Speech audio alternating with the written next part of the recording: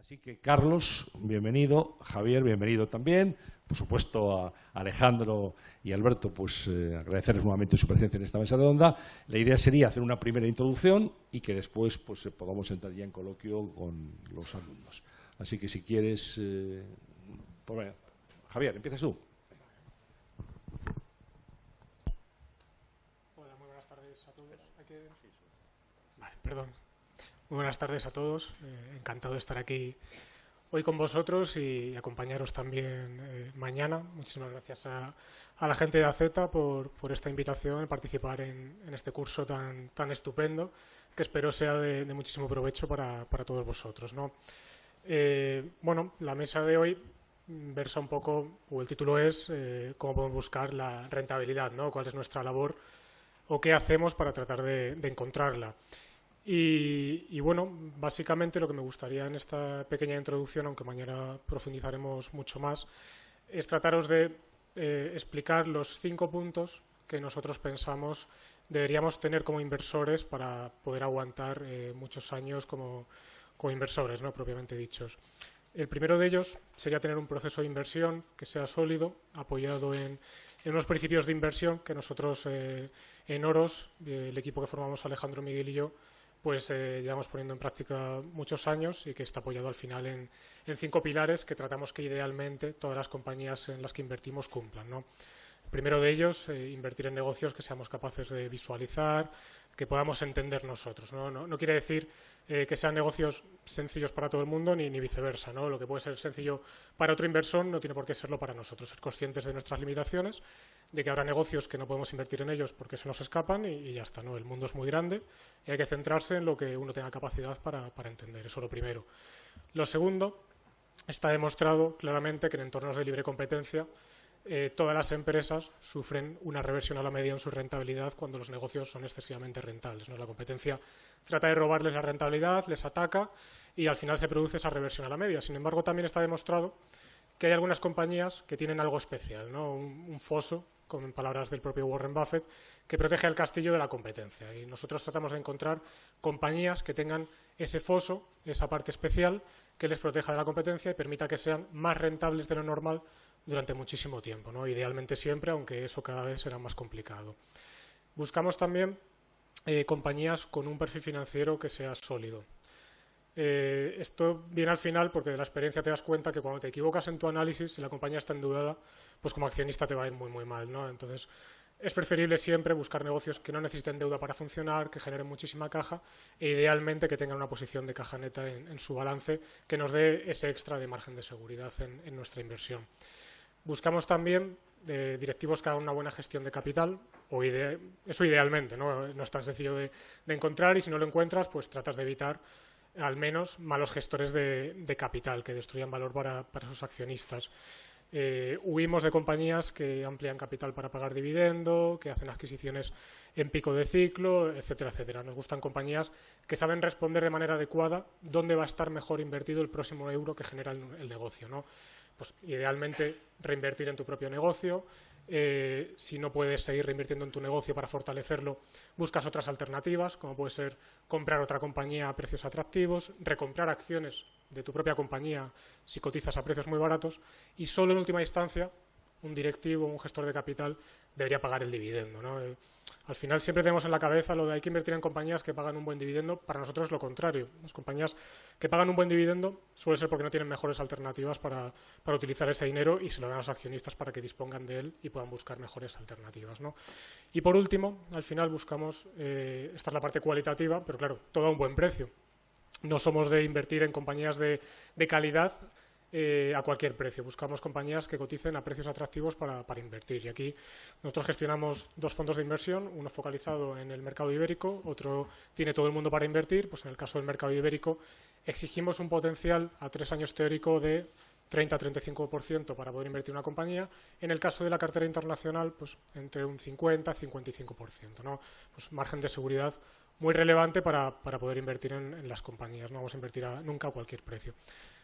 Esto sería el primer punto. El segundo es cómo lo pones en práctica, ¿no? Y aquí entra los modelos de valoración que uno puede utilizar. Y aquí no hay que llevarse a engaño. La complejidad hay que huir de ella, hay que buscar modelos sencillos, porque al final, como decía Benjamin Graham, no hace falta una báscula para saber si una persona es obesa, ¿no? Pues con la valoración es exactamente lo mismo. Si tienes que andar con un modelo yendo al último decimal, si tienes que rebuscar demasiado, es que la compañía no es suficientemente atractiva para invertir y tienes que irte a otra cosa, ¿no? ¿Cómo hacemos nosotros al final nuestros modelos de valoración? Pues básicamente, de manera general, buscamos compañías que coticen baratas dentro de 3 años en términos de EV Free Cash Flow, que no es otra cosa que el valor de la empresa de una compañía dentro de 3 años. El valor de la empresa, si no lo sabéis, es capitalización bursátil más la posición financiera neta de la compañía, es decir, se suma la deuda y se resta la caja, y luego eso lo dividimos entre la generación de caja libre de los negocios. Para nosotros como inversores nos da igual el beneficio contable de las compañías, nos interesa cuánto efectivo generan. Pues básicamente eso es lo que hacemos, siempre proyectando a 3 años. De ahí sacamos un múltiplo, un número, a cuánto cotiza cada compañía y asignamos un múltiplo de salida. ¿Cuánto debería cotizar ese negocio en función de la calidad que tiene, ¿no? Y ahí entra un poco la fase del arte, la discusión subjetiva de los gestores de qué calidad tienen los negocios, a cuánto deberían cotizar y, bueno, en función de eso y otros ajustes que vamos haciendo, obtenemos unos potenciales y asignamos los pesos en las carteras para invertir, ¿no? Luego, tenemos que ser suficientemente flexibles, porque he dicho el círculo de competencia, pero eso no quiere decir que nos vayamos a cerrar en banda con un sector, ¿no? Hay que tener flexibilidad para abordar distintos sectores, siempre desde la comodidad de que uno se sienta seguro con lo que está haciendo, ¿no? Si miráis nuestras carteras, podéis encontrar temáticas muy diversas, ¿no? Tenemos desde compañías que se pueden catalogar como de crecimiento, porque los ingresos y los beneficios crecen a tasas del 20%. Aquí entrarían plataformas tecnológicas, como puede ser Alphabet, el holding dueño de Google y de YouTube. Podemos encontrar Booking.com, que todos conocéis seguramente y habéis utilizado alguna vez, o la compañía china Baidu, que es un negocio muy similar al de Google, pero en China, ¿no? Negocios con poco capital empleado, mucho efecto de red y que todavía cotizan a precios atractivos para invertir. Pero luego podéis ver también compañías que se pueden catalogar incluso de deep value, ¿no? Compañías que valen su valor de liquidación muchísimo más de lo que cotizan hoy en bolsa. Y aquí tenemos compañías sobre todo de emergentes, relacionadas con el real estate, que puede ser en Hong Kong, por ejemplo. Coincidimos con Alejandro en Kexen Investments, por ejemplo. Y luego tenemos otra que se llama Asia Standard International, que es una tesis de inversión muy similar. Materias primas. Al final los negocios es analizar oferta y demanda, y las materias primas no son una excepción. Pues bueno, también tenemos compañías relacionadas con el uranio o con el petróleo, un poquito cobre, por ejemplo. Valorar por sumas de partes los negocios. Hay muchísimas ineficiencias cuando uno mira cuánto valen las partes de un negocio y cuánto valen en bolsa.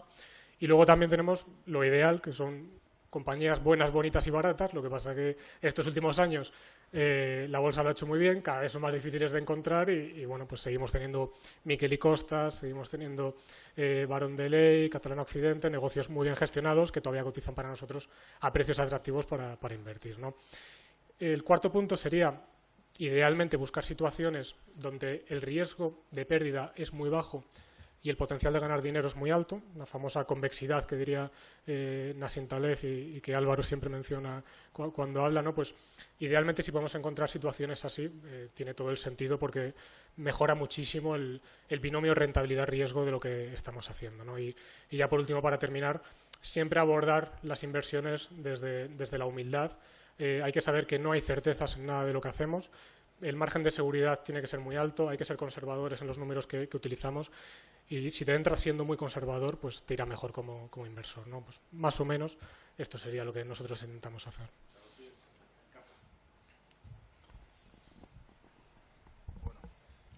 Bueno, buenas tardes, muchas gracias y gracias a Z por contar con mi presencia. En principio yo voy a intentar daros una aproximación más de mi trabajo diario. Yo soy, como ha dicho Antonio, una herramienta más, o me considero una herramienta más de lo que para los gestores para obtener su visión de mercado y sus inversiones.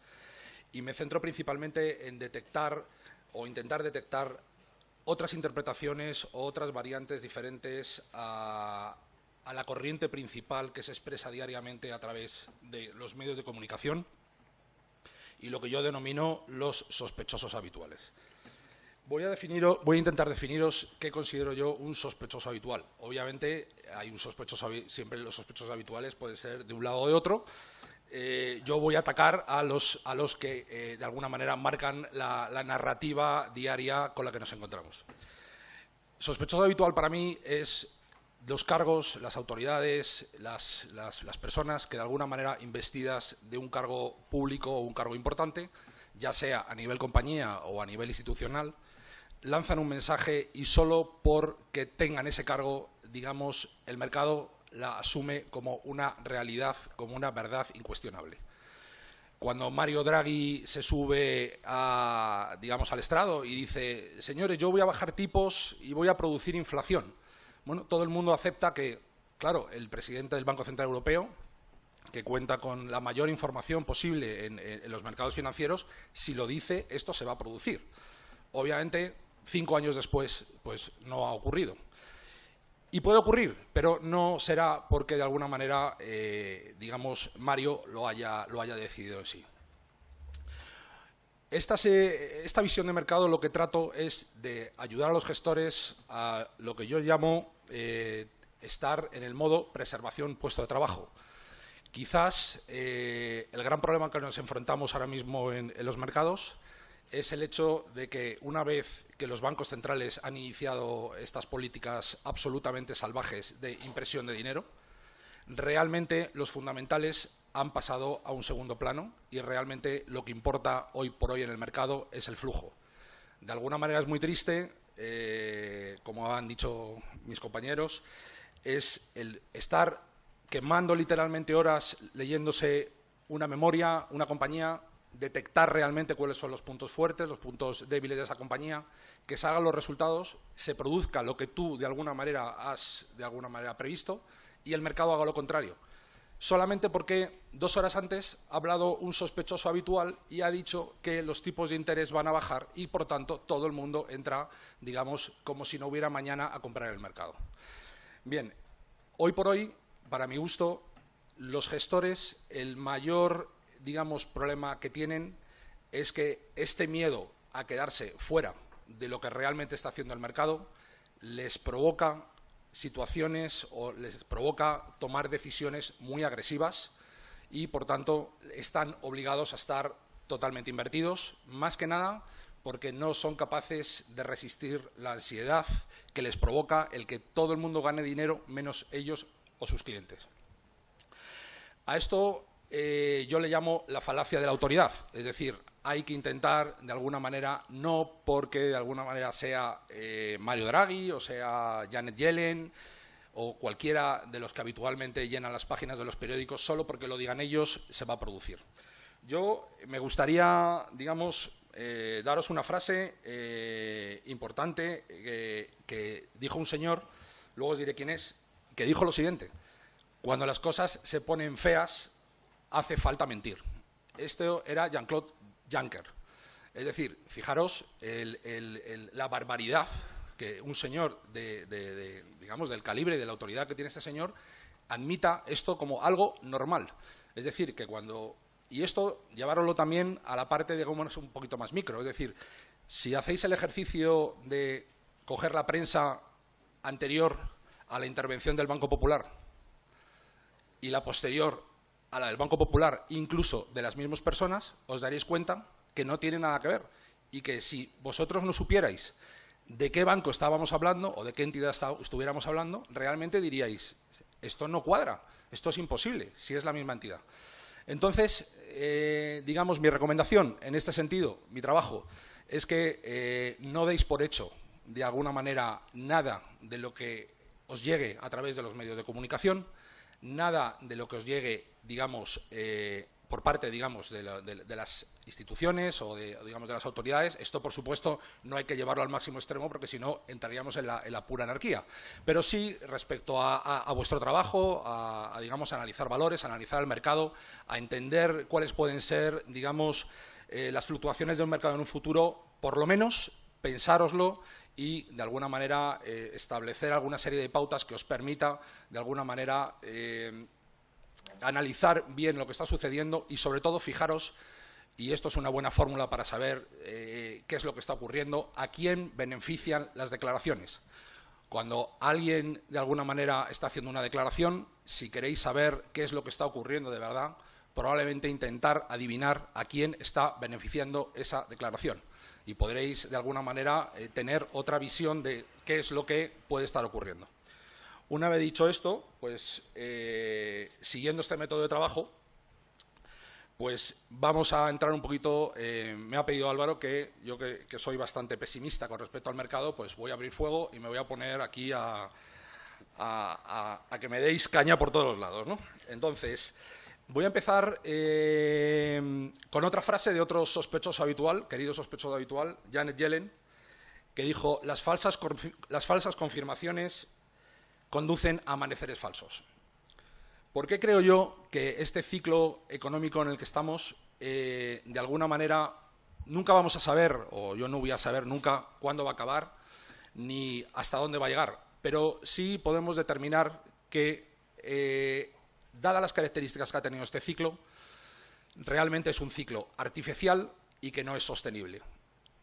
Por supuesto, tenemos en el principal lado del ring, tenemos a los bancos centrales, que son capaces de hacer Q1, Q2, Q3, Q infinito, 14 trillones, poner los tipos de interés en negativo y, por tanto, esto es como jugar con el Barcelona en su campo y 0-7. Es muy improbable que podamos adivinar cuándo va a ocurrir.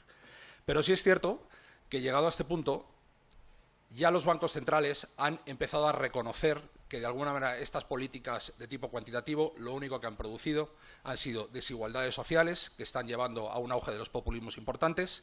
Tampoco han arreglado definitivamente, sobre todo en Europa, el problema de los bancos y, por tanto, tampoco han creado, digamos, una actividad o, digamos, un aumento de la actividad proporcional al incremento de la deuda que se ha producido. Vamos a empezar primero con el tipo de interés.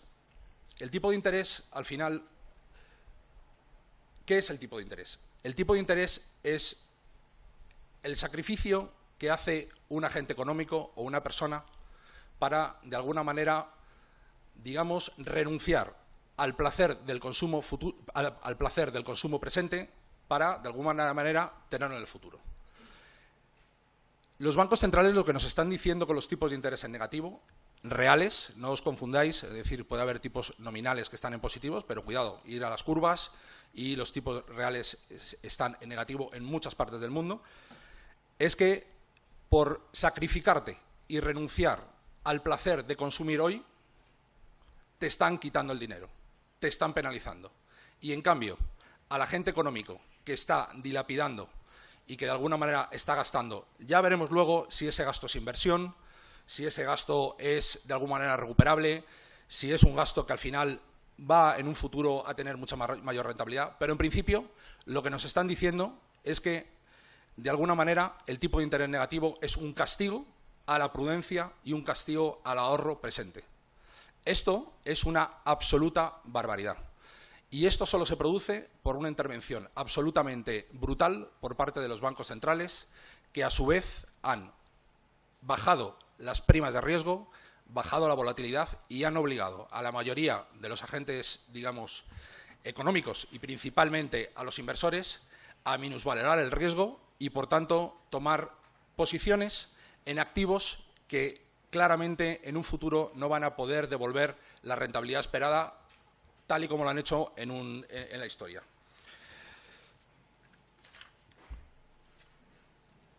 Si asumimos que el ciclo actual está absolutamente dopado por este, digamos, tipo de interés absolutamente artificial, si los bancos centrales ya nos están anunciando, ya veremos si lo pueden conseguir o no, pero de momento esa es la cantinela, que van a normalizar, digamos, los tipos de interés, yo sinceramente no veo ninguna posibilidad de que la actividad económica, los beneficios empresariales, los déficits públicos, los presupuestos brutales que tienen los estados se puedan mantener con tipos de interés más altos, salvo que haya, de alguna manera, una aparición de la inflación, que, de momento, esa es nuestra, digamos, fotografía final, la que todos, de alguna manera, esperamos, pero que año tras año pues, no se está cumpliendo.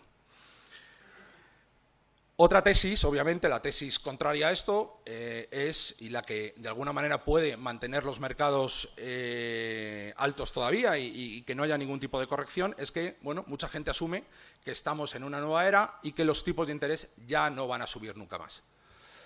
Si asumimos esto, entonces estamos asumiendo que en el centro del capitalismo, Estados Unidos, Europa, Japón, mundo anglosajón, si los tipos de interés reales se mantienen en negativo, estamos institucionalizando la expropiación forzosa. Es decir, cada año que pasa, el ahorrador tiene menos dinero. Y esto no tiene nada que ver con lo que nos han vendido, digamos, del capitalismo. Esto nos suena mucho más a una economía totalmente planificada. Y todos sabemos al final cómo acaban las economías planificadas. Segundo punto, la deuda creada.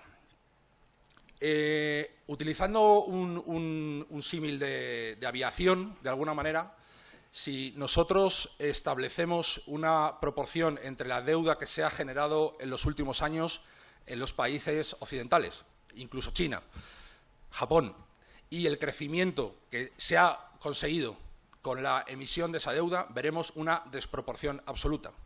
Por tanto, pese a que la corriente principal, los famosos sospechosos, nos están diciendo que estamos saliendo de la crisis, que estamos ya en una senda de crecimiento sostenido y que lo mejor está por venir, debemos asumir que esto no es así, porque realmente estamos comprometiendo el futuro para, de alguna manera, disfrutar del presente. Siguiendo el mismo tipo la misma analogía con los tipos de interés, estamos de alguna manera sacrificando todo el futuro para de alguna manera disfrutarlo ahora. Y eso es algo del crecimiento que en un momento dado, en cuanto suban los tipos de interés o haya alguien que se plantee que no va a seguir financiando a los tipos de interés actuales, nos podemos encontrar con que ese crecimiento que hemos robado al futuro lo tengamos que devolver. Eso en la actividad económica es un parón importante y deberíamos asumir que eso debería afectar a los mercados también negativamente. Por otro lado, no debemos olvidar que estamos hablando de sistemas absolutamente complejos. Nadie puede saber realmente qué es lo que va a ocurrir ni qué decisiones hay que tomar. Ahora mismo, los bancos centrales, que son los protagonistas de toda la vida económica hoy por hoy, yo creo, en el mundo, están asumiendo, o la gente está asumiendo, o los inversores, o de manera la narrativa, está asumiendo que estos señores saben cuáles son los problemas, saben qué hay que hacer para solucionarlos y saben adivinar el futuro. Primero, estos señores son los que nos han metido en estos problemas. No nos olvidemos que no es que hayan cambiado, el sistema es el mismo. Por otro lado, la narrativa impuesta por los bancos centrales, no olvidaros que el sistema financiero y los bancos centrales probablemente son los mayores contratadores de economistas que hay en el planeta. Por tanto, el sesgo de confirmación por parte, digamos, de toda la narrativa que nos llega a nuestras manos diariamente, obviamente siempre va a establecer como única salida la solución que nos están dando los bancos centrales. Ellos también se ocupan, los famosos sospechosos, se ocupan de que nada a su alrededor pueda, digamos, haber medidas alternativas.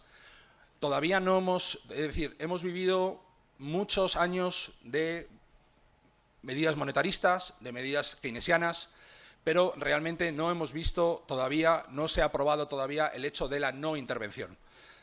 La no intervención, de alguna manera, es lo que a los creyentes del capitalismo puro permite que se produzca la destrucción creativa, que para nosotros es la piedra angular de los libres mercados y, de alguna manera, de la libre competencia y que haya eficiencia y productividad en todas las partes de la economía. Disrupciones. Bien, estamos en una de las épocas en las que probablemente se estén dando las características para que de una manera mucho más veloz y en mayor intensidad se estén produciendo muchas disrupciones en todos los sectores. Digamos que la percepción que tiene la persona de la calle, yo pues me imagino que os ocurrirá, ¿no? Amazon es estupendo, Netflix, estupendo. Pero realmente, si veis un poco el servicio que os prestan, veréis, a mí particularmente ayer me llegó a la oficina un par de pilas. Y el par de pilas me costó 3 euros. Es decir, yo no me puedo creer que Amazon haya ganado dinero con el trabajo que me ha realizado a mí. Por tanto, en los momentos primeros de las disrupciones, el primer beneficiado es el consumidor. Y no hay que confundir el sentimiento que pueden tener los consumidores sobre las compañías, sobre el valor de la compañía y sobre, de alguna manera, la rentabilidad futura que va a tener una compañía. Hay que buscar dónde está, de alguna manera, el truco de Amazon. No estoy para nada criticando a Amazon, es decir, Amazon es una grandísima compañía, es una disrupción absoluta, pero realmente hay que ver, de alguna manera, qué efectos colaterales puede tener, digamos, la actividad de Amazon. Claramente, en alguna parte del mercado, alguien está perdiendo dinero, si no es que está cerrando la empresa, y, por tanto, en el conjunto de la economía, sí que es cierto que hay una mejora significativa desde el punto de vista del consumidor, pero desde el punto de vista de la economía, alguien de alguna manera está perdiendo dinero, alguien está perdiendo márgenes o alguien tiene que estar cerrando la compañía. Sobre este tema, importante, hay 4 palabras absolutamente hiperpeligrosas en el mundo de la inversión. Y esta vez es diferente y no hay otra alternativa. En cuanto oigáis estas 4 palabras en cualquier presentación, levantaros, parar, daros una vuelta, echar abajo el modelo y empezar otra vez de cero. Porque, de alguna manera, con estas 4 palabras es con lo que muchas de las inversiones que se están realizando hoy por hoy en bolsa, en los mercados financieros, se está, de alguna manera, argumentando en que esa inversión, como esta vez es diferente, pues no vais a tener problema.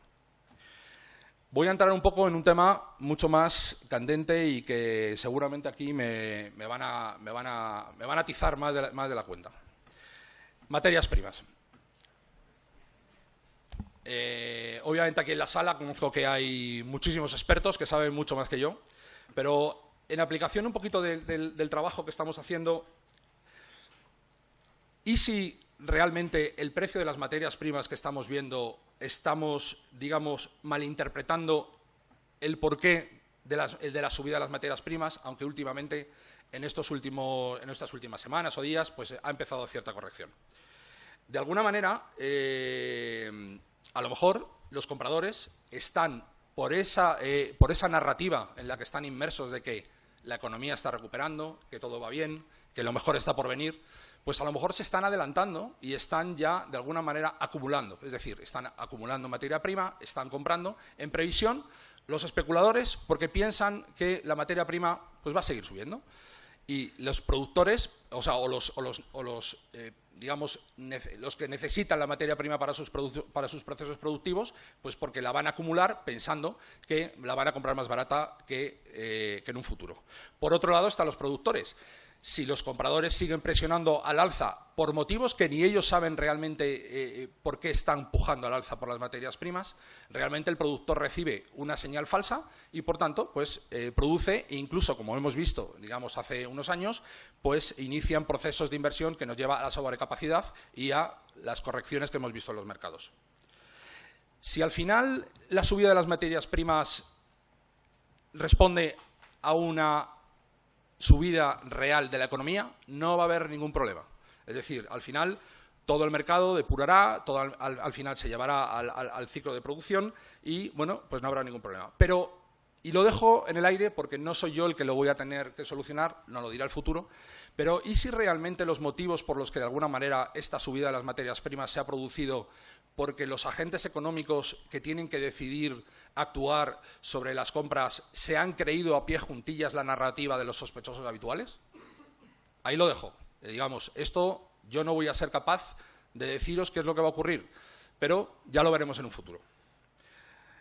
Los inversionistas, los agentes, los inversores han dado por hecho que va a haber un crecimiento sincronizado a nivel mundial, aunque estos días pues ya estamos viendo que Brasil, Japón, incluso la Unión Europea, pues estamos ya teniendo de alguna manera algún tipo de problemas. Y por último, como la última parte que creo la dejo para el final porque es la más actual y que creo que establece unos problemas a largo plazo o a medio plazo importantes, es la guerra comercial. Digamos que yo definiría la guerra comercial como una situación en la que Trump y los chinos, porque esto al final a Europa a nadie le importa lo que ocurre en Europa, pero se han metido en un dilema del prisionero. Como sabéis, el dilema del prisionero significa que si hay una colaboración, al final siempre habrá mejores resultados que si esa colaboración se rompe. La economía mundial en los últimos 30 años se ha beneficiado de una globalización, de unos acuerdos que ha permitido a las compañías alocar sus producciones en las áreas geográficas donde sus recursos, bien sea de capital, bien sea de conocimiento, bien sea de trabajo, eran más eficientes, se especializaban en las cosas que podían hacer bien y, por tanto, de alguna manera, al final esto ha producido una mejora absoluta en la capacidad del consumidor de acceder a bienes y servicios que de otra manera no hubieran podido acceder. Trump, que aunque dice algunas cosas buenas, pero digamos en algunas otras pues no es tanto, ha decidido que va a actuar con una mentalidad absolutamente proteccionista y concretamente contra China, que es más o menos la parte que más le puede afectar. Hace una cuenta un poco simple, y es como el comercio bilateral, la balanza comercial es negativa para Estados Unidos, pues esto es malo para Estados Unidos. Entonces, esto es un poquito lo que está, de alguna manera, tratando, digamos, de equilibrar con, digamos, medidas arancelarias. Pero la realidad, como todos sabemos ya desde hace mucho tiempo, es mucho más compleja y tenemos que ver realmente qué ha representado la globalización y, concretamente, China en el crecimiento mundial, sobre todo en los últimos 10 años. No olvidemos que parte, digamos, de esa parada que hubo en la crisis financiera de 2007-2008 se pudo deber gracias al impacto que tuvo el plan de infraestructuras de China en el 2009, que de alguna manera, como corazón de la economía mundial, paró, digamos, el shock inicial y logró transmitir a través, digamos, de su trasiego entre las materias primas y el mundo occidental, pues logró parar ese impacto inicial. Obviamente, el mercado bursátil americano no se hubiera expandido de tal manera sin que las compañías americanas hubieran tenido tal, digamos, posición de alguna manera en China y vendan tantos productos en China. Hay muchas compañías americanas que venden más en China que lo que exportan al resto del mundo. Por otro lado, la interrupción, si esto de alguna manera, siguiendo un poco la teoría del dilema del prisionero y se sigue de alguna manera, se llega a una espiral en la que son medidas contra medidas y nadie para de alguna manera esta espiral, nos vamos a encontrar con que las cadenas de suministro que se han, digamos, creado a lo largo y ancho del mundo durante los últimos 30 años pueden interrumpirse y eso tiene unas consecuencias disruptivas muy importantes. Va a haber, si tú llevas al límite marginal de muchas empresas, el decir, no, es que Estados Unidos tiene que ser absolutamente autoabastecerse de muchas cosas en Estados Unidos, te puedes encontrar con que en Estados Unidos a lo mejor ya no saben hacer esas cosas. El comercio mundial al final es un dilema interminable, digamos, de los prisioneros y China y Estados Unidos ahora mismo no están cooperando. Pero extrañamente, cuando esta cooperación se rompe, normalmente los dos integrantes suelen tener pérdidas. Extrañamente, en este caso, parece ser que el único que pierde aquí es China. ¿Por qué digo esto? A cada medida, digamos, que Trump inicia, resulta que el S&P 500 o los mercados americanos hacen nuevos máximos, la popularidad de Trump sigue subiendo y esto nos hace pensar que hasta las elecciones de noviembre Trump va a seguir, digamos, imponiendo este tipo de medidas. Por tanto, al resto del mundo le deja en una situación muy complicada en la que al no poder, digamos, cooperar o poder negociar o establecer alguna pauta, digamos, de volver otra vez al punto inicial, solo le queda, digamos, establecer un movimiento que sea disruptivo en los mercados mundiales. Y se me antoja que las pistas que nos está dando ya China, de alguna manera, es la devaluación del yuan, digamos, de una manera salvaje y lo que pueda venir. Recordaros, en agosto del 2015 hubo una devaluación del yuan, creo recordar que estaba en 6,24, se fue por encima de 6,40, 6,50 y la bolsa americana cayó 1000 puntos el Dow Jones. Hoy por hoy se ha ido de 6,28, estaba tocando, me parece, 6,84, 6,89, digamos, en estos días, y las bolsas siguen subiendo. Resumiendo sobre este último tema, ¿va a continuar Trump, digamos, presionando, digamos, el comercio mundial? Creo que sí. ¿Va a continuar China devaluando la moneda? Creo que también. Y, por tanto, no hay más hoy por hoy, en el corto plazo, en los mercados globales. Es decir, el tema China y Estados Unidos, para mi gusto, es lo que va a conducir, de alguna manera, yo creo que el resto del año, respecto a lo que pueda ocurrir en los mercados. Por otro lado, y volviendo a las estadísticas, que como sabéis, cualquier estadística, si la torturas razonablemente bien, te va a decir lo que tú quieras que le digas, lo que tú quieras que te diga.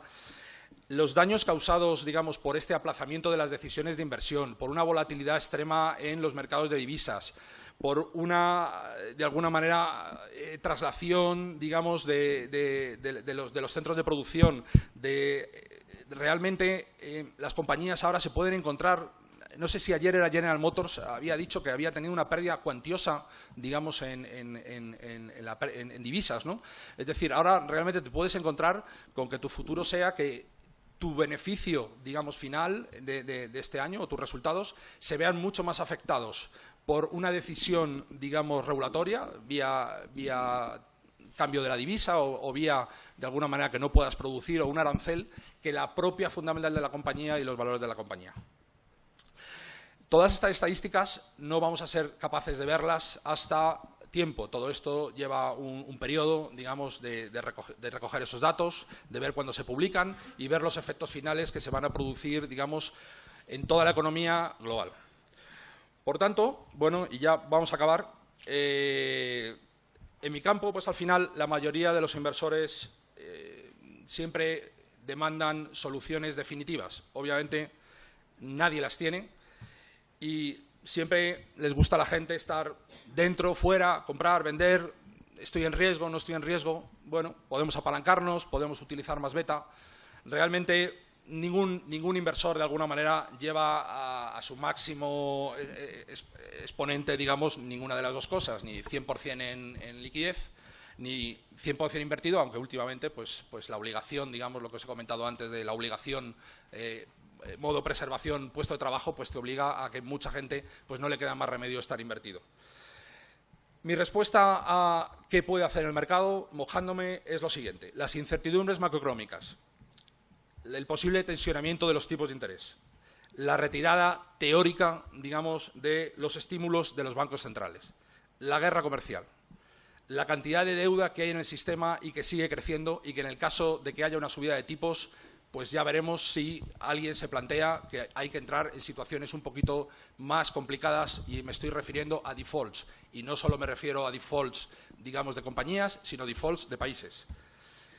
Las altas valoraciones en muchos segmentos del mercado y el comportamiento de los inversores en los últimos años, que han estado obligados a comprar a valoraciones, digamos, altas, me hace pensar que, de alguna manera, yo sería más de la opinión de estar en una situación mucho más defensiva, más cercana a la liquidez.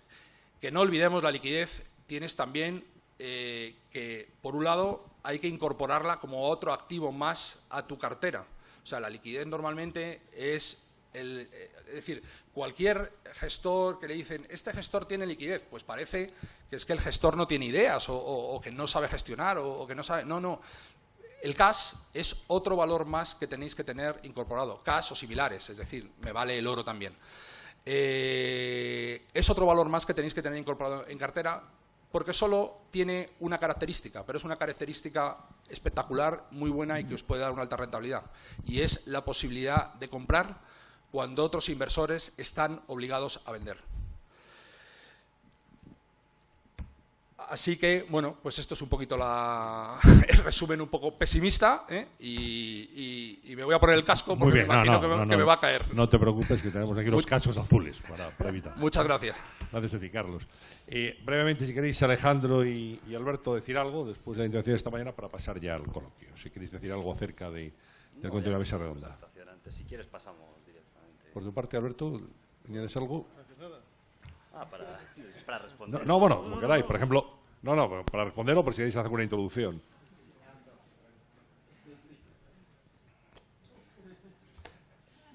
Alberto, ¿tú quieres decir algo? Que hemos venido a jugar. A mí no se oye bien, ¿no? Sí. Se oye bien. Yo creo que yo voy a hacer una cosa muy sencilla, que es intentar en 5 minutos, porque no voy a gastar más tiempo. Si una compañía no genera free cash flow, olvidaros de ella. En el largo plazo, en mi vida, a mí también Álvaro me ha pedido, y creo que a los mayores Álvaro nos ha pedido que contemos cosas de abueletes, ¿no?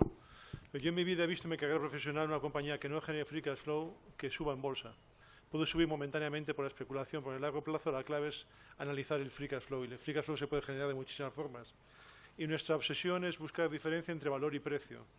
Y ahí entras en dos cuestiones muy interesantes, que es uno, ¿qué es el precio y cómo se forma el precio? Yo a medida que me he ido haciendo más mayor me ha obsesionado mucho cómo se forma el precio. El valor, lógicamente, siempre ha estado presente en mi vida porque me he dedicado a valorar compañías toda mi santa vida, pero es muy importante cómo se forma el precio, porque el precio es la formación de cada uno de vosotros que toma la decisión. Y la fauna que hay en el mercado es completamente de lo más variada, tienes de todo, de todos los perfiles. Por lo tanto, es muy interesante intentar también que exploréis un paso más allá, sin que os volváis analistas técnicos ni cuantitativos, ni os volváis de repente gestores pasivos, sino que también entendáis cómo se forma el precio como consecuencia de la actitud de otras personas, ¿no? Y esto es clave. Yo lo que intento es buscar compañías que están baratas, intentar analizar el free cash flow, buscar una valoración, buscar diferencia entre valoración y precio y comprar. Y cuando compro lo que hago es ese nivel de escalado de decir, bueno, ¿dónde está mi margen de seguridad y me voy a equivocar seguro? Yo parto siempre de la base de que me voy a equivocar. Y entonces lo que intento buscar son los niveles de margen de seguridad donde yo me encuentro a gusto. Y lo que hago son hacer valoraciones criminales. Me encanta la presentación de Beltrán porque es el resumen de mi vida. O sea, yo intento hacer la destrucción esta que hacen los grandes cocineros, ¿no? Que cogen el huevo frito y lo deconstruyen, ¿no? Pues yo también intento decir, voy a ponerme en el peor de los escenarios de cada una de las compañías para buscar cuál es mi margen de seguridad o el foso ese que nos habla, ¿no? O sea, intentar ver todo ese tipo, ¿no? Y luego analizar la única ventaja de tener 50 años y el pelo canoso es que te ha pasado prácticamente casi de todo. Ya has cometido ya casi todos los errores. Pero lo más bonito es que sabes que vas a cometer los mismos errores de los 50 a los 85 años que moriré, porque espero llegar a ser el gestor más viejo de España. Entonces es muy interesante. La conferencia que ha dado Beltrán a mí me encanta porque es lo que me he pegado toda mi vida leyendo. O sea, es lo que yo ya leía cuando nadie leía las cosas que escribía James Montier en Dresner. ¿No? Todas esas cosas me maravillan, ¿no? ¿Por qué los gestores hacen cosas, ¿no? Cuando había una estadística maravillosa que los porteros que se quedaban en el centro, al final eran los que más paraban, ¿no? Al final los gestores somos como porteros, ¿no? Me tiro a la derecha, me tiro a la izquierda, tengo que hacer algo y al final, estadísticamente, eso lo hizo la Universidad de Israel. Yo la primera acción que compré en bolsa, bueno, primero, yo soy un desgraciado porque yo me dedico a la bolsa porque mi padre se murió con 17 años, dejó 3 acciones, y entonces me dijeron que bajara a comprar esos periódicos amarillos para saber a cuánto estaba la acción, ¿no? Entonces a mí me impresionaba como unos días teníamos dinero, otros días éramos pobres, ¿no? Entonces lo de padre rico, padre pobre, digo, entonces yo tengo que solucionar esto de alguna manera, ¿no? Entonces por eso me dedico. Fui a clase en la universidad y había un tío que tenía un Golf GTI, 16 válvulas. Yo decía, es impresionante. Ese tío invertía en bolsa, tenía 2 años más que yo.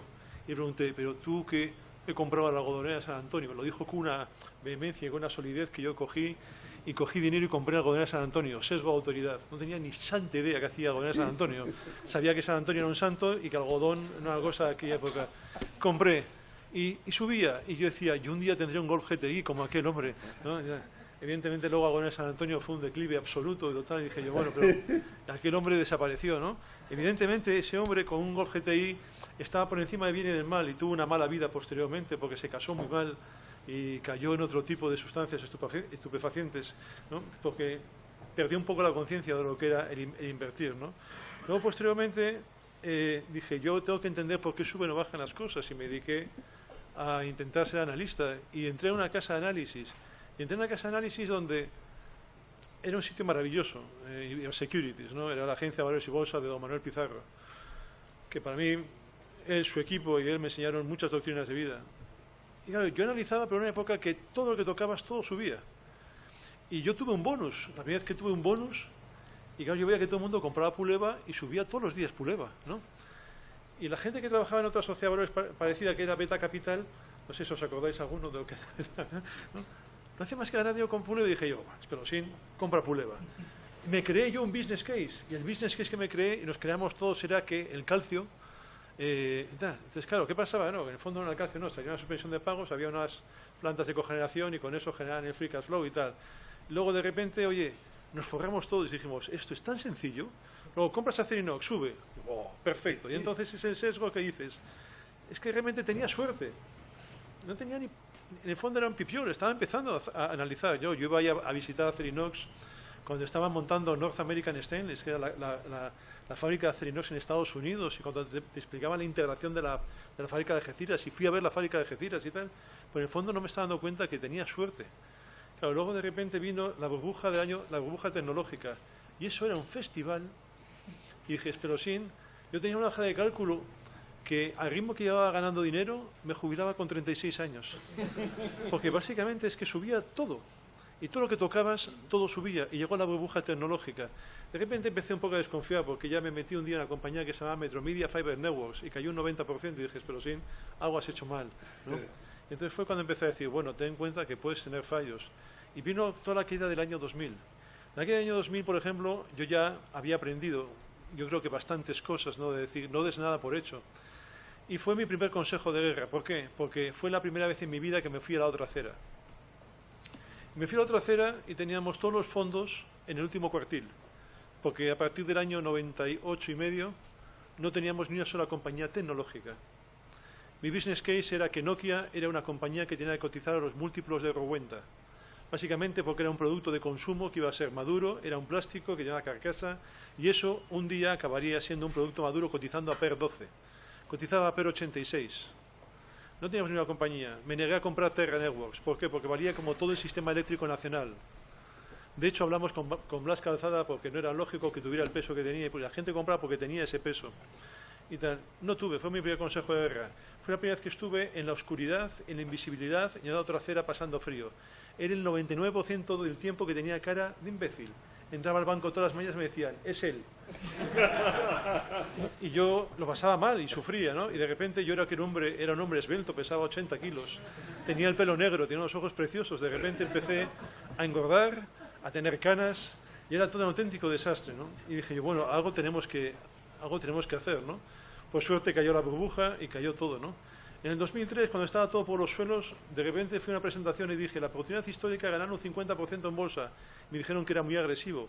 Digo, pero si querías que comprara Terra Networks, sí, ahora no. Una oportunidad histórica para comprar bolsa. Pero claro, de 2003 a 2007 fue cuando Greenspan, ¿no?, muy amigo de Carlos Cuesta, empezó con todo aquello. Entonces, de repente en inmobiliario pasó otro que pasó. Os acordé los gráficos de esta mañana, dije, inmobiliario fuera. No tuvimos inmobiliario, estábamos fuera. Los hipotecarios, cuando iba a las conferencias y decía que vendieran todas las casas de España, me decían, pero que te vas a cargar el negocio hipotecario del banco. Y yo, ya, pero que es que las casas se están cotizando a PER 75. Tuvimos, me acuerdo, un consejo de administración que fue muy importante, porque fue un consejo de administración de esos que se hacen en instituciones grandes, porque está el sesgo de miedo a perder el puesto de trabajo, en el cual estaba un consejo de administración que estaba preparado, porque venía el jefe supremo. Entonces, cada uno sabíamos qué teníamos que decir, porque llevábamos 2 meses y medio preparando el Consejo de Administración. Entonces, aquel hombre era muy inteligente, se dio cuenta que era todo un paripé, ¿no? Entonces, de repente, a uno ya le cortó y dijo, ¿qué opinas tú, Alberto, de todo esto? Y dije yo, bueno, ¿qué hago? Es o mi minuto de gloria o hago el paripé. Entonces, claro, si hago el minuto de gloria, igual tengo suerte, ¿no? Y entonces le dije, mire, señor presidente, yo creo que lo que pasa es lo siguiente. El balance del banco, que es activo y pasivo, y es al contrario, mucha gente se confunde, el pasivo son los depósitos, el activo son los créditos, lo tenemos lleno de créditos dados para que gente se compre casas que si las alquilásemos obtendrían una rentabilidad del 1%, es decir, estamos con un activo que está lleno de activos a PER 100 implícito. Yo creo que PER 100 es mucho y creo que corre un riesgo del sistema financiero. Muchas gracias, señor Spelosín. Se cortó aquello y fue mi oportunidad histórica, ¿no? Porque luego me dice, ¿cuántas veces me acuerdo de aquello? Ya está jubilado aquel presidente y cuando nos vemos en el AVE, porque soy el mayor consumidor de AVE de España, porque mi mujer sigue viviendo en Zaragoza, ¿no? Me dice, ¿cómo me acuerdo de aquella conversación? ¿No? El activo estaba contaminado y era una aproximación muy sencilla. Es la aproximación sencilla de decir, quitar información que vale o no vale, o ir al punto gordo que hablabas tú, ¿no? Todas las compañías tienen un punto gordo o 3 puntos gordos que hay que analizar y el resto muchas veces es superfluo. Y aquello fue todo desencadenando un modo de vida. En el año 2011 nadie quería comprar bolsa. Y la bolsa, la gente decía que el IBEX iba a 4.000. ¿Por qué? Porque estábamos en 5.500. Y ahí vienen los sesgos numéricos. Como estás en 5.000 te vas a 6.000. Cuando estás en 9.800 empieza la carrera hacia el 10.000. Cuando estás en 12.000 la gente se quiere a 13.000, ¿no? O con el tema de que el Dow tocara el 10.000, ¿no? La CNBC, María Bartiromo, estaba todas las noches The Road to 10,000. Y era todas las noches igual. Y decía, no entiendo nada. Fue pasando el tiempo y todos esos sesgos se van acumulando en tu vida y al final tienes que aprender a convivir con los errores y quitarte de ruido. Y no es una cuestión de ser contrarian por ser un chulo o por ser un tío vehemente, sino que tienes unos principios sólidos muy básicos que son los que tienes que ser fiel toda tu vida. Es lo que yo le llamo ser honesto intelectualmente, aunque la fortuna no te sonría. Y eso es a base de trabajo, trabajo y trabajo. Por tanto, ser value investor, y es lo que me ha pedido Álvaro que os cuente, ser value investor es una dedicación de muchísimos años y haber pasado por muchas experiencias, porque por estas experiencias han pasado todos los value investors que vosotros conocéis y adoráis. Han pasado todos. Por tanto, es muy importante tener principios. Si tienes principios en honestidad intelectual, te metes a la cama y básicamente duermes tranquilo a pesar de que puedas fallar.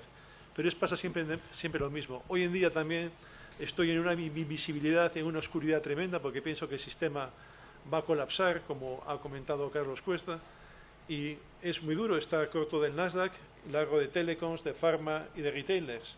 Pero creo que a largo plazo es lo que tiene que pagar según el modelo que yo he tenido, que puede ser que esté equivocado o que el mundo ha cambiado y probablemente tengamos que jubilarnos. Pero son los principios básicos de análisis fundamental y de conciencia los que te llevan a ser un value investor y haber pasado por experiencias negativas y haberte levantado, pero ser fiel a tus principios.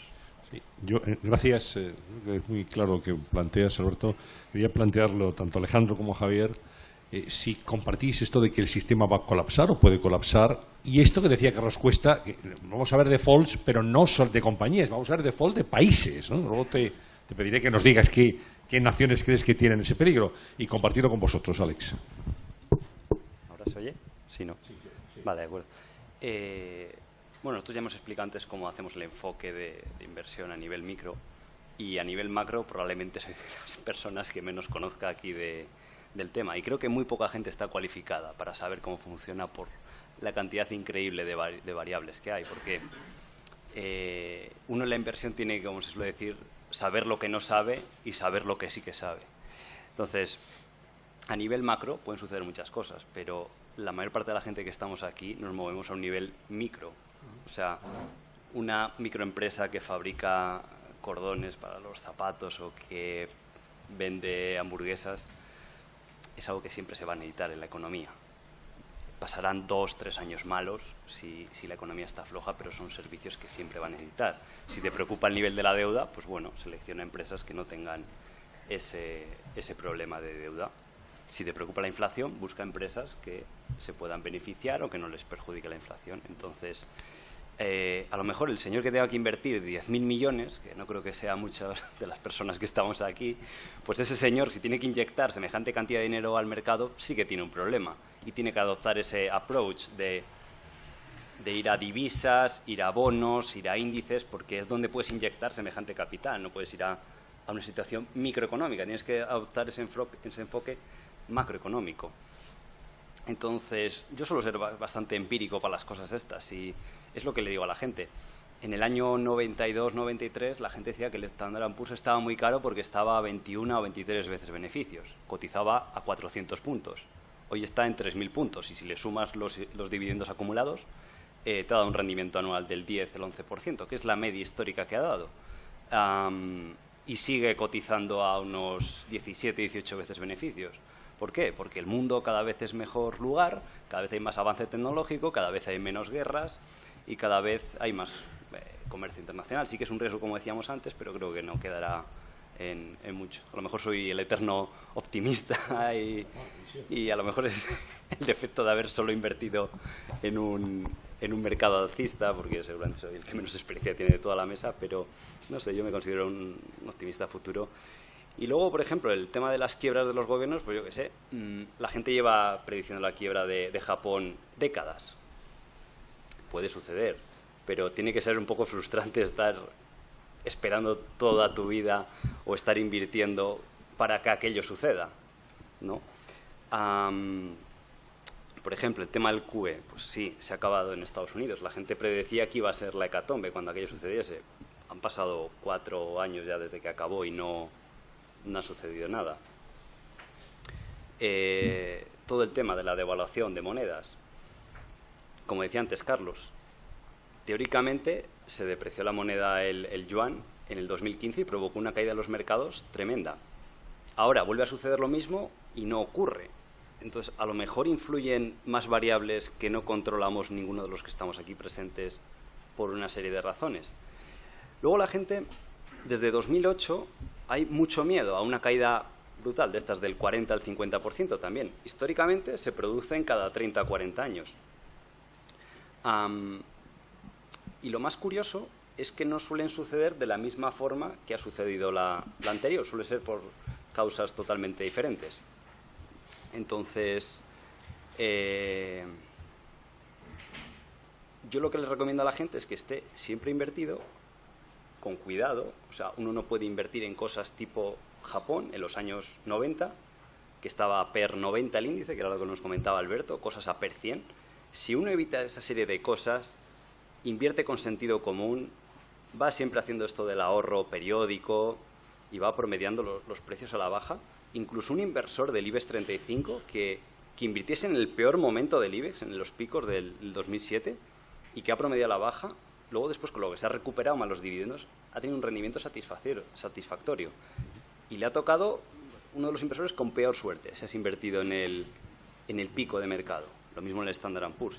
Y la historia siempre es la misma, o sea, cuando uno investiga los ciclos. Si no has tomado excesos y has actuado invirtiendo de una forma prudente previamente a la crisis, que no sabes cuándo se va a producir, puede que sea el año que viene. El Standard & Poor's, ahora mismo leí que lleva 9 años seguidos subiendo. Es la racha más larga de toda la historia. A lo mejor toca el año que viene que corrija. Pero lo que pasa es que la gente quedó demasiado traumatizada por la experiencia del 2008 y piensa que la siguiente corrección va a ser igual y del mismo calibre. Va a haber correcciones del 10, el 20, el 30% y no sabemos la razón, si será por el yuan, por la deuda, porque Trump diga algo, porque se elimine el QE en Europa o en Japón. Y simplemente lo que te queda es sufrir un poco, minusvalía temporal, pero está demostrado, si uno sabe operar bien y demás en las crisis, puedes acabar con más capital de cómo entraste en esa crisis y más fortalecido.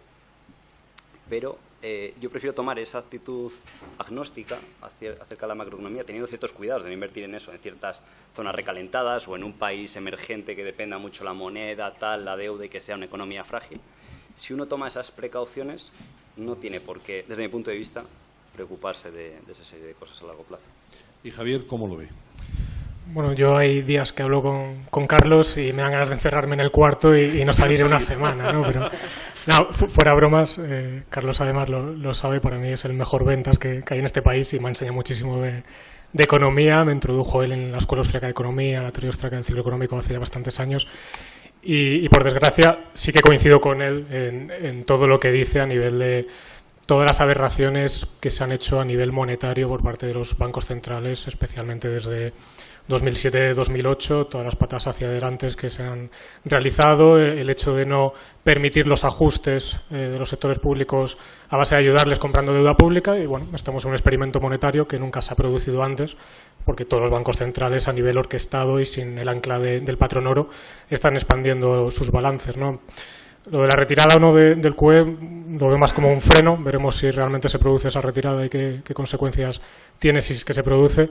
Y bueno, sí, en ese sentido no soy muy optimista. Lo que pasa que luego hago el ejercicio de ver cómo nos podemos proteger como inversores de esa situación. Y llego precisamente a lo que hacemos nosotros en Oros. Y la cartera que tenemos es la que nos gustaría tener en cualquier entorno, sea bueno o malo. El principio de inversión o los principios que seguimos pensamos que son suficientemente sólidos para protegernos de todos los entornos económicos que se puedan dar. Bueno, en ese sentido, aunque soy especialmente yo muy negativo con el tema de experimento monetario, creo que la cartera que tenemos es suficientemente robusta y tiene un margen de seguridad suficiente para protegernos. ¿En qué países pensabas, Carlos, cuando hablabas de default? Razones la respuesta, por favor. Bueno, voy a ser un poco polite. Bueno, quizás vamos a centrarnos en Europa, que es probablemente donde más cercano lo tenemos y donde las noticias, de alguna manera, las sufrimos, ¿no? Si de alguna manera establecemos como un fenómeno infinito y que no va a parar el hecho de que se crea un banco central, que es el Banco Central Europeo, y compra indiscriminadamente toda la deuda que los estados de alguna manera ponen en circulación y lo hacen a un tipo que les permite de alguna manera no llegar a una situación, digamos, de colapso, se va a producir nunca. Al final, si el modelo de la Unión Europea se basa en que unos señores en el norte de Europa trabajan mucho, producen mucho, hacen las cosas muy bien y subvencionan a fondo perdido a los países del sur de Europa, pues claramente si esto se establece como una norma y todo el mundo está de acuerdo en ello, pues no habrá ningún problema. El saldo actual de los bancos periféricos con el BCE y a su vez el BCE con el Banco digamos Central de Alemania está cercano a 1.000 a 1 trillón ya, y sigue subiendo. Es decir, estamos, pese a que la narrativa nos está indicando que de alguna manera la situación está mejorando, que todo de alguna manera se está normalizando, lo que estamos es muy por encima de los valores, digamos, que se llegó en la crisis del 2012, que fue cuando las declaraciones de don Mario y dijo, vamos a hacer todo lo que sea necesario para que esto no se rompa. Creo recordar que estábamos en 700 y pico billones en aquella época, ahora estamos en 1 trillón. Entonces, a tu pregunta, si se considera que el Banco Central Europeo va a seguir financiando a fondo perdido y sin, de alguna manera, llamar un día al reembolso, digamos, de esos fondos a determinados países que tienen déficits consistentes, y además las políticas de QE establecen unos tipos reales negativos, probablemente esto no se produzca nunca. La pregunta que tenemos que hacer es en qué momento el modelo de la Unión Europea puede verse forzado a hacer un cambio, quién se queda, quién se va, y en ese caso ahí sí que nos deberíamos plantear qué países son los que son. Y los candidatos, obviamente, son los candidatos que de alguna manera no hayan realizado las reformas estructurales que les permita, y esto es una cuestión de matemáticas, ingresar más de lo que se gasta. Y hoy por hoy muchos países siguen gastando más de lo que se ingresa y por tanto lo único que están haciendo es trasladando el consumo presente a que lo paguen las generaciones futuras. Estas políticas lo único que nos llevan es a un mayor incremento, digamos, de los populismos. Esto nos lleva a que ese incremento, digamos, del ala, digamos, más, digamos, socialista, digamos, de la sociedad, vaya eligiendo partidos que son, digamos, de ese corte, y por tanto las posibilidades que haya de que esos gastos sean de alguna manera cortados y que haya una política presupuestaria simétrica, similar a la que podemos ver en Alemania, que en estos años sí que ha reducido, digamos, su deuda pública, ya no solo en valor absoluto, sino en valor relativo contra PIB, pues obviamente esto tiene un límite. ¿El límite cuándo será? Pues bueno, en economía se produce una situación, digamos, bastante normal, y es que confundes, hay momentos en los que no sabes muy bien si te has equivocado o has llegado antes de tiempo. Digamos, el beneficio, digamos, la gran idea que puedes tener en los mercados es no ser el que tienes la razón, sino saber cuándo se va a producir el evento. Entonces, hoy por hoy, si no sabes cuándo se va a producir el evento, da igual que se produzca lo que tú dices, si, como dice Alejandro, pues esto se produce dentro de 10 años. Pues obviamente nosotros estamos fuera. Bien, quería preguntaros también a Alejandro y a Javier si hay un value o hay varios values, diferentes tipos de value. ¿Dónde estáis vosotros? ¿Qué os sería diferentes? Tanto a Oros como a True Value.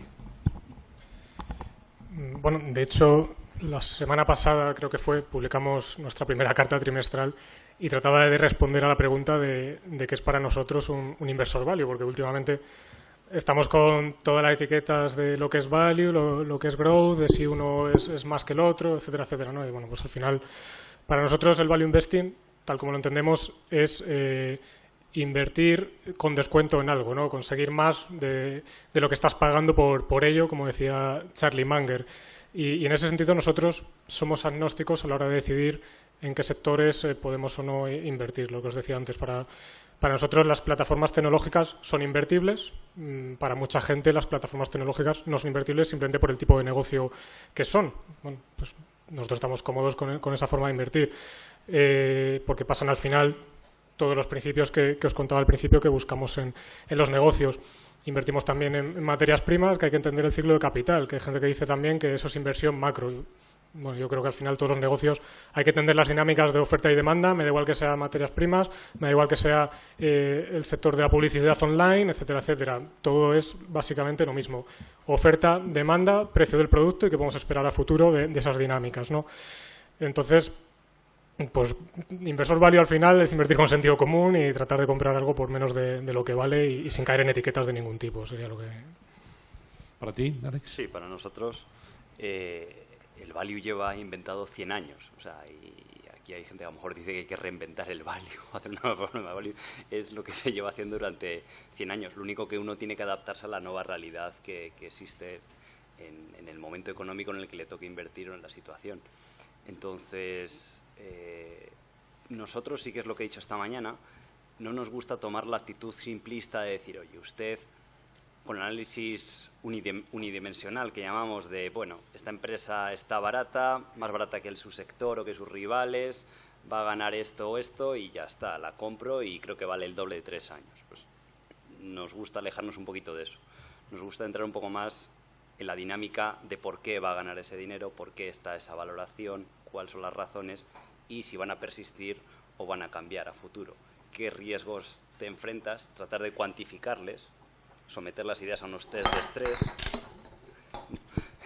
para que no sucedan riesgos y tratar de ver qué pasa si hay inflación, si hay desempleo, si entra un nuevo competidor, qué pasa si la empresa hace estos márgenes, estos otros, pero simplemente la inversión en valor para tener éxito en ella yo creo que es una cuestión de meterle muchas horas y de hacerlo de una forma intensa y con pasión y con ilusión.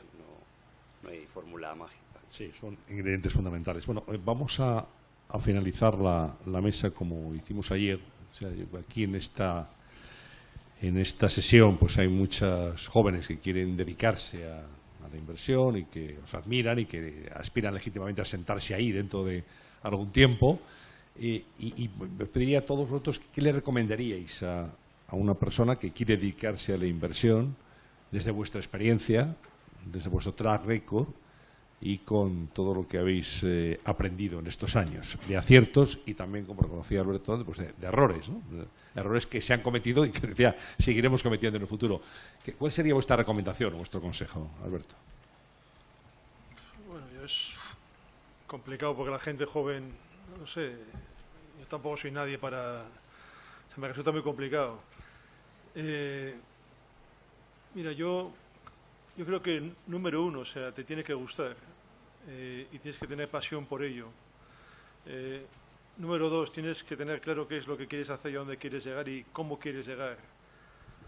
Tercero, tienes que alejarte del dinero. Esto es muy importante porque este negocio tiene una esperanza matemática, una probabilidad de ganar dinero del 50%. Es decir, cuando naces y al año te ponen un papel y con un dedito haces así, y yo, papá, gestor, hago así, la probabilidad que tiene mi hijo de 1 año y yo de invertir, ¿no?, con el juego del mono de Wall Street es del 50%, es muy alta, ¿no? Por lo tanto, hay mucha gente que puede estar dispuesta a ir. La gente se acerca mucho por el tema del dinero y todas esas cosas, ¿no? Es cuando hablabas del tema del value, ¿no? Realmente lo que pasa en España es bien sencillo. Yo soy un simplista por esto y me gustaría meter una cuña, que es, en España todos trabajábamos en bancos y había unos señores que eran independientes que tuvieron un éxito brutal porque hacían una cosa que hacíamos todos, pero lo etiquetamos de otra forma. A raíz de eso, todo el mundo ha ido detrás de ese modelo. Y creo que estoy muy de acuerdo con lo que acaba de decir, que quizás hay un excesivo uso de esa palabra, quizás con fines comerciales, cuando realmente ser un value investor supone la mentalidad que estos señores tienen aquí. Es decir, aquel señor que está en la esquina a la izquierda es un value investor de 28 años como la copa de un pino. O sea, él no tiene ningún fondo que se llame value y a lo mejor alguien ha pensado que es un anti-value investor, ¿no? Entonces, al contrario, es un puro value investor de arriba abajo. O sea, esto requiere tenerlo muy claro, ¿no? Entonces, yo creo que lo único que hay que hacer es, primero, estudiar el lenguaje de lo que nos dedicamos, que son las matemáticas y los balances. Esto es básico, fundamental. 2, encontrar trabajo. Antes me han preguntado hoy qué era mejor, si irse a un banco o irse al mundo independiente. Es una decisión vital. En el banco es todo más caluroso, ¿no? Fuera hace mucho frío. Entonces es una cuestión del frío y la soledad que quieras pasar. Se te tienen que caer los ojos de leer, ¿no? Esto es una pesadez. Cada uno que viene a hablar conmigo me dice, tienes que leer este libro, este libro, este libro, este libro, este libro, este libro, este libro. A mí me encanta Álvaro, ¿no? Cuando se le acercan chavales jóvenes. Hace poco Álvaro este año me dijo, puedes venir a comer con un chaval de 20 años que me ha llamado, que me dice que te conoce y tal. Nos fuimos los tres a comer, ahí al lado. Álvaro siempre come cerca de su oficina, no cerca de la mía, es un jeta. Bueno, es lo que tiene. Encima es más pequeño que yo. No, que al contrario, pago yo, es increíble. Pero total, claro, ¿qué consejos le damos a este hombre? Claro, le dijo, ¿te has leído este libro? Es que requiere leer mucho y dedicar muchísimas horas. Y muchas veces la gente joven quiere resultados inmediatos, especialmente en la sociedad en la que estamos. Pero se llega. Es decir, si sabes lo que haces y si tienes estos ejemplos, ya me encanta estar con gente joven, ¿no? O sea, me encanta. O sea, van a ser gestores extraordinarios, van a tener un éxito increíble. Les vendrá todo dado, ellos no se dan cuenta, pero les vendrá dentro de 20 años, este señor, cuando tengan sus 50 y tantos años, tendrán todo lo que han deseado desde el punto de vista material, pero simplemente porque desde el punto de vista espiritual y de concepción han sido disciplinados y han hecho lo que tenían que hacer y han abandonado muchas cosas y han tenido principios. El momento que te vas de los principios, olvídate, todo se va a garete en 2 minutos y medio. Por eso, yo creo que es que hay que trabajar una auténtica barbaridad. O sea, no sabéis, la gente joven, trabajáis, yo sé que trabajáis mucho y los que estáis aquí tenéis un mérito extraordinario porque hacéis algo distinto a lo que está haciendo la gente que está en la playa intentando ligarse a una compañera al lado o ellas intentando ligarse al de al lado, ¿no? Entonces, o no estáis en una discoteca por la noche y estáis leyendo a Ray Dalio o a Juan Mas o a Charlie Munger. Hacéis ya cosas distintas a la gente y para tener resultados distintos hay que hacer cosas distintas. Pero la gente que vosotros seguís han estudiado como auténticos animales.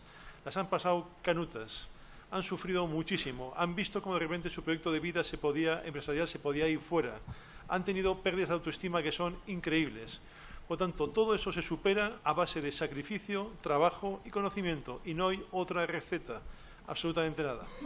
Los que son católicos, saber siempre que tenéis el tema del rosario, las oraciones, que eso siempre ayuda un poco. Y los que somos de Zaragoza tenemos el Ebro y la Virgen del Pilar, que es una ventaja muy competitiva, como decía Warren Buffett. Muy bien. Alex. Bueno, aquí creo que sí que puedo aportar algo. Porque, bueno, un poco si habéis sido la historia, yo era un outsider total de la industria financiera o de fondos. O sea, ni estudié económicas, ni hice un máster MBA, ni conocía a nadie del sector y no tenía capital, básicamente. Entonces, el mejor consejo que le puedo dar a la gente es que se forme, o sea, que aprendan a invertir de verdad, porque en esta industria lo que vale son los conocimientos, la habilidad, el talento, la experiencia, como lo quieras llamar. Y lo bueno de todo esto es que lo puedes lograr desde tu propia casa, hoy en día con Internet y con todas las herramientas que hay y libros casi a coste cero. O sea, se ha democratizado totalmente, cosa que a lo mejor hace 20 años podía ser mucho más complicado. Entonces, si mañana una persona con talento va allí a Z, señor Beltrán, a pedirle trabajo, no le va a importar, yo creo, si tiene título, si no tiene título, si ha hecho este máster o si no. Si ve a alguien realmente con talento, que es escaso en la industria, le van a contratar y va a tener su oportunidad. Entonces, la recomendación es leer bastante, pero también que tengan experiencia en el mercado y que empiecen a invertir, ya sea mucho o poco dinero. Incluso desde cantidades pequeñas de 5.000, 10.000 euros pueden llegar a empezar a invertir, pero necesitas esas horas de vuelo. Igual que los pilotos se les mide la experiencia por horas de vuelo, pues aquí se necesitan horas de mercado, de que te ocurran cosas, porque tú puedes leer cosas en los libros, pero cada momento de mercado es único. O sea, no puedes extrapolarlo del pasado y tratar de crear una serie de patrones para que te suceda lo mismo en el futuro. Entonces, desde ese punto de vista, estudiar mucho y ser un fanático. O sea, cuanto mayor sea tu objetivo, mayor tiene que ser tu esfuerzo y tu compromiso. Nosotros tenemos como una pequeña escuela que enseñamos a invertir a la gente que quiere, y a veces nos llega gente que dice: yo quiero ser gestor profesional y tener un fondo de 100 millones, y luego te dicen cosas como: bueno, pero es que los cursos caen en verano y es que tengo vacaciones. O sea, es un poco, te quedas, joder, si es tu ambición. Yo estuve, recuerdo, 4 o 5 años sin irme de vacaciones, 4 o 5 años seguidos, porque mi objetivo era llegar a un cierto nivel de inversión lo más rápido posible. Y era el sacrificio que estaba dispuesto a hacer, y no me importaba porque lo hacía con ilusión.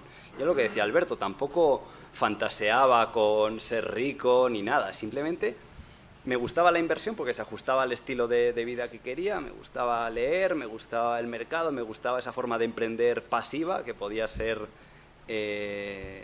los mercados financieros, y es el enfoque que tuve. Y luego resulta que los conocimientos que adquirí, pues apareció una serie de personas que dijeron: ostras, esto puede ser valioso y ¿por qué no nos unimos y tratamos de buscar inversores? Entonces, la gente que está aquí, si quiere trabajar o en la gestión de activos, es lo que decía, pueden ir a un banco, pueden ir a una gestora independiente, pero siempre con conocimientos. También pueden intentar empezar a gestionar o asesorar dinero directamente, si tienen las habilidades necesarias para convencer de que su proyecto es viable. Y no hace falta haber gestionado o asesorado un fondo previamente, sino que es tener la ilusión y convencer a las personas de que el proyecto es viable. Yo lo que recomendé incluso adicionalmente a las personas es que aprendan habilidades sociales complementarias que les van a ser de utilidad, porque uno no solo tiene que tener los conocimientos, tiene que saber comunicarlos. Y es así, o sea, uno no puede luchar, no van a ir a tu casa y te van a decir: pin, para ti, aquí está tu puesto deseado o tu fondo, lo que quieras. Entonces, si no tienes capital o no tienes el dinero necesario para empezar, que suele ser el problema del 90% que está la gente aquí, tienes que convencer a la gente que sí que te proporciones de capital o que sí que te proporcione la oportunidad de tener un trabajo para luego quizás tener tu propio proyecto. Entonces, tienen que aprender a comunicar, tienen que aprender a hablar en público, a ponerse aquí delante y no tener miedo. O sea, a mí la primera vez que lo hice me daba miedo, ahora menos, y cuando pasen 5 años supongo que estaré más cómodo. Uno ve una persona como Álvaro de AZ y es un comunicador increíble. Aparte de ser un gran inversor, es un gran comunicador, gran profesor y gran persona. Entonces, son cualidades que uno no puede escudar. El propio Warren Buffett dice que la mejor inversión que hizo fue un curso de desarrollo personal y de cómo hablar en público. Entonces, uno tiene ahí las herramientas y el camino. Tiene que aprender a escribir bien. Hay que escribir en el mundo de la inversión, cartas a tus partícipes, transmitir tus ideas, también te ayuda a ti mismo. Aprender a escribir, aprender a hablar, aprender un poquito de marketing, a transmitir por qué tu proyecto es bueno. O sea, no se trata de hacer aquí una venta forzada como el lobo de Wall Street, pero sí que tienes que comunicar lo que haces o por qué tus conocimientos pueden ser interesantes para un posible empleador. Entonces, hay muchas formas de hacerlo. A nosotros, por ejemplo, en True Value nos llegan constantemente currículums de gente que se ofrece a trabajar gratis. Y no es suficiente. O sea, uno en una gestora o en un negocio financiero no quiere tener esclavos.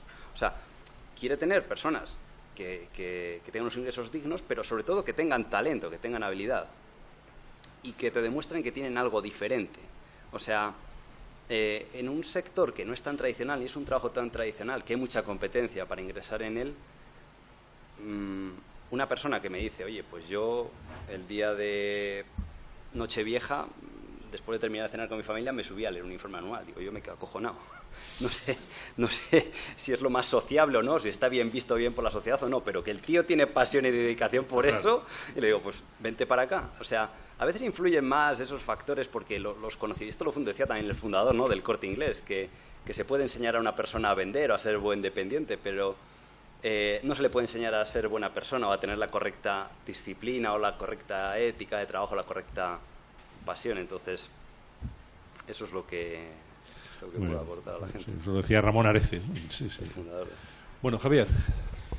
Bueno, además, obviamente, de lo que han contado ya Alberto y Alejandro, incidir de lo que ellos han dicho en la curiosidad intelectual. Si no somos personas que nos apasione aprender continuamente y de todas las materias y academias que tengamos disponibles para nosotros, olvidaros siquiera de tratar de empezar de hacer esto porque es imposible, ¿no? Para aprender de cada compañía hay que leer muchísimo, hay que entender todas las industrias, cómo interactúan entre ellas, etcétera, etcétera, ¿no? Entonces, por ahí incidir en que uno tiene que gustarle el hecho mismo de aprender y de las horas que lleva a realizar ese ejercicio, que son muchísimas. Luego también de lo que decía Alejandro, cuando me preguntan también suelo comentar el tema de que uno tiene que empezar a invertir desde cero, ¿no? Se aprende muchísimo más rápido a partir de los errores que uno comete con sus primeras inversiones, porque te hace el esfuerzo de tener que analizar por qué te has equivocado, porque al final has perdido tu dinero, ¿no? No valen las carteras virtuales al final, donde no te estás jugando tu dinero, porque al final vas a torturar la realidad hasta que tenga sentido para ti, te vas a llevar engaño, etcétera, etcétera. Y luego, para aportar algo un poco más diferente, sí que recomendaría dominar al final 3 disciplinas que creo que son muy necesarias para ser buenos inversores o que nos pueden ayudar en ese proceso de mejorar con nuestro proceso de inversión, ¿no? Y por un lado, contar con una filosofía de inversión que sea correcta, que esté demostrado que funciona. Aquí habéis escuchado en este curso lo que es el Value Investing. Mañana yo trataré también de contaros un poco más de cómo lo hacemos nosotros en Oros. Si ya tenéis una filosofía de inversión adecuada y un proceso de inversión adecuado, tenéis mucho andado. Luego también, no olvidarnos, o al menos yo lo veo así, la parte de la economía, y para eso necesitamos una teoría adecuada que explique el funcionamiento de la economía. Olvidaros del keynesianismo, el neoclasicismo, monetarismo, etcétera, etcétera. La Escuela Austriaca de Economía y la teoría austriaca del ciclo económico en concreto es la herramienta esencial que necesitamos para ser mejores inversores y entender la formación de los ciclos en todas las industrias. Todo lo que contó Carlos al principio de exceso, capacidad, oferta por burbuja de crédito, etcétera, etcétera, son herramientas esenciales para entender cómo funcionan los negocios, que nos pueden ayudar a decidir cuándo podemos invertir en las materias primas precisamente en estos momentos, en algunas de ellas, o cuándo evitar determinados sectores, como puede ser el sector bancario, ¿no? Y por último, ser conscientes de que somos seres humanos, que caemos en trampas psicológicas, como ha explicado muy bien Beltrán. Leed todo lo que podáis, profundizad en lo que habéis visto hoy de los sesgos psicológicos, Kahneman, James Montier, todo lo que llegue a vuestras manos es muy valioso para reforzar el proceso de inversión y que nos lleva a mejores resultados como inversores. Muy bien, y a Carlos, aparte de pedirle esto, también, ¿cómo es posible abstraerse de esa información, a veces procedente de lo que tú denominas sospechosos habituales, que termina condicionado también, sin duda, la labor de un gestor?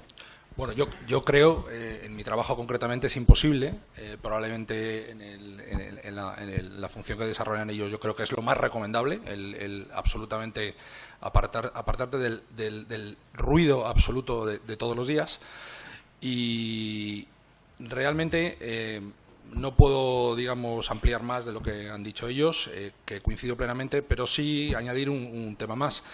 Y es el hecho de que este trabajo, como ha dicho Alberto, es sobre todo al principio un trabajo de esfuerzo, de meritocracia, de renuncia más que o sea, tus primeras épocas siempre renuncias a algo, en vez de consigues algo siempre renuncias a algo, y es duro. Pero cuando tienes un trabajo, para los que nos gusta y para los que somos apasionados de la materia y de la economía, es una maravilla que te paguen todos los días por aprender algo, ¿no? Es un lujo que como definía una frase, trabaja en algo que te apasione y no tendrás que trabajar el resto de tu vida, ¿no? Entonces yo creo que para aquellos que de alguna manera estén dispuestos a esa renuncia y a saber que tu trabajo todos los días empieza no desde cero, porque los procedimientos, los protocolos, las formas en las que trabajas siempre lo tienes y lo tienes aprendido, pero todos los días hay noticias, todos los días hay un sospechoso que te quiere quitar la cartera directamente. Yo cuando empecé me acuerdo que la máxima era saber cómo venía el futuro de Nueva York, ¿no?